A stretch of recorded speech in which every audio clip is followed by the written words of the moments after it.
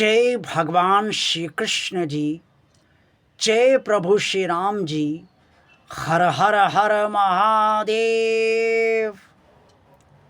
YouTube के अति सम्मानित प्रिय दर्शकों और भगवान और आप चैनल के अत्यंत प्रिय श्रद्धालु भक्तों, भगवान के समक्ष बैठने पर शांति क्यों महसूस होती है और शांति क्यों मिलती है?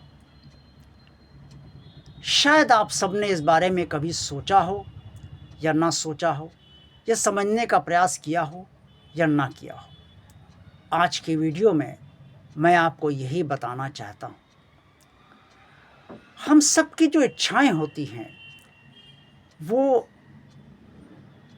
जब तक पूर्ण नहीं होती हैं, और जो उलझनें होती हैं, समस्याएं होती हैं, अगर कोई संकट चल रहा है या महासंकट है तो उसका समाधान जब तक नहीं होता है तब तक हम सबका मन बहुत उद्विग्न रहता है, परेशान रहता है, उलझन से भरा रहता है।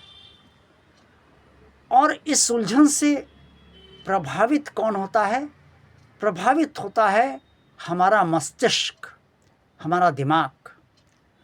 और दिमाग जब हम विचलन से परेशान होता है तो चाहे वो कहीं भी चला जाए, भगवान के मंदिर जाए या पूजा में बैठे, वो विचलन से ही अपनी बात भगवान से भी कहता है। तो सबसे पहले जो भी बात मस्तिष्क कहता है वो विचलन से भरी ही कहता है, क्योंकि उसके अंदर तनाव है और वो मस्तिष्क भी परेशान है मन की उलझनों को लेकर।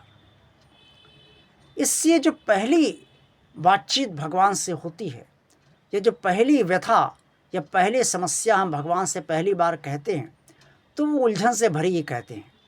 भगवान बहुत दिक्कत है, भगवान ये है वो है, भगवान कब तक ऐसा चलेगा, भगवान नहीं चल पा रहा है, भगवान तुम ही संभालो, भगवान मैं बहुत परेशान हूँ।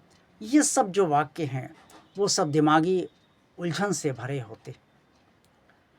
और जब सारी दिमाग की उलझन आप अपने भगवान के समक्ष कह देते हैं, चाहे आप मंदिर में आस्था रखते हो गहरी वहाँ, या चाहे आप अपने घर के पूजा स्थल पर गहरी आस्था रखते हो वहाँ, या चाहे दोनों जगह, तो उसको कहने के बाद आपके मस्तिष्क की उलझन पर प्रभाव ये पड़ता है कि वो शांत होता है और वो अपनी सारी उलझन कह देता है।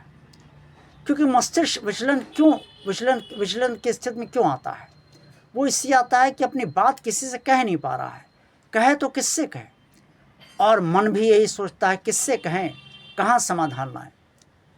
तो जब भगवान के पास बैठते हैं तो एक सहारा मस्तिष्क को दिखता है कि भगवान से काम हो जाएगा, तो तब वो अपनी उलझन जो है वो कह देता है और ये शरीर सारी बातें विचलन के साथ भगवान के समक्ष रख देता है।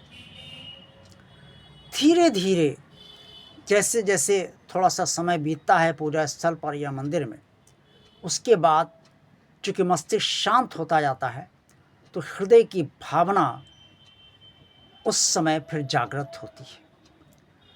और फिर जो हृदय की गहराई से बात भगवान तक कही जाती है, यानी कि भगवान से कही जाती है मंदिर में या पूजा स्थल पर या दोनों जगह जहाँ भी आपकी आस्था हो, वो बात भगवान बहुत शांति के साथ सुनता है। दिमागी विचलन तो एक तरीके का यूँ समझ लीजिए कि जैसे घर से आप कचरा फेंकते हैं बाहर, कि बेकार चीज़ें उठाकर बाहर फेंक दिया, तो वैसे ही आपने दिमाग की अपनी सफाई की और उसके बाद अपनी सारी बात भगवान के समक्ष रख दी। दिमाग की बात भगवान सुनता तो है, लेकिन उसके फलीभूत होने का कोई आधार नहीं बनता है। लेकिन जब हृदय की गहराई से बात कही जाती है तो फलीभूत होने का आधार बन जाता है। वो इसलिए बन जाता है क्योंकि हृदय में भावना निवास करती है और मस्तिष्क में उलझन निवास करती है, और मन तो समस्याओं से और इच्छाओं से भरा ही रहता है। तो जहाँ भावना है वहीं भगवान है। जो भी बात आप भगवान से भावना से कहेंगे वो भगवान स्वीकार कर लेता है, और जो स्वीकार करता है वही फलीभूत होता है। तो जब भावना से आप अपनी बात कह देते हैं तो आपका शरीर हल्का हो जाता है, मस्तिष्क तो शांत हो ही जाता है, मन भी स्थिर होने लगता है, लेकिन हृदय को शांति मिल जाती है। और जहाँ हृदय में शांति आई, जहाँ आत्मा का निवास है, ईश्वर का अंश आत्मा हृदय में ही रहती है, उसका निवास स्थान है, उसी समय शरीर को ये महसूस होने लगता है, यानी कि हम ये महसूस करने लगते हैं कि कहीं ना कहीं हमारा काम जो है अब भगवान को ही करना है। और अगर विश्वास बहुत गहरा है तो हम बस यही समझते हैं अब तो भगवान को ही सब काम करना है। सारा खेल आस्था, श्रद्धा, विश्वास का है, तभी हम भगवान से शांति प्राप्त कर पाते हैं और उससे शांति हमें मिल पाती है। तो यही कारण है कि जब हम भगवान के समक्ष बैठते हैं, और तब तक बैठते हैं जब तक हमें शांति नहीं मिलती है, तो उसका आधार सिर्फ ये है कि जब तक हृदय की भावना से हम बात भगवान तक नहीं कह देते, तब तक वो शांति हमें नहीं मिलती है, क्योंकि तब तक भगवान सुनता ही नहीं है बात आपकी, सुनता रहा है लेकिन समझता नहीं। तो जब भगवान समझ लेता है और वो सोच लेता है इसका कार्य करना है, तो उसी समय आपको शांति मिलने लगती है। आज का वीडियो आपको अच्छा लगा है तो इसे लाइक अवश्य कीजिएगा। जिन श्रद्धालु भक्तों ने अभी तक भगवान और आप चैनल को सब्सक्राइब नहीं किया है, वो इसे भगवान का कार्य मानकर सब्सक्राइब अवश्य कर दें, ताकि कार्य निरंतर आगे बढ़ता रहे। इस चैनल को ज़्यादा ज़्यादा लोगों को शेयर कीजिए, ताकि भगवान का कार्य ज़्यादा ज़्यादा लोगों तक पहुँचे। कमेंट्स बॉक्स में आप सब जो कुछ भी कहना चाहें वो अवश्य कहिए। आप सबका कल्याण हो। देखते रहिए भगवान और आप चैनल। जय भगवान श्री कृष्ण जी, जय प्रभु श्री राम जी। हर हर हर महादेव।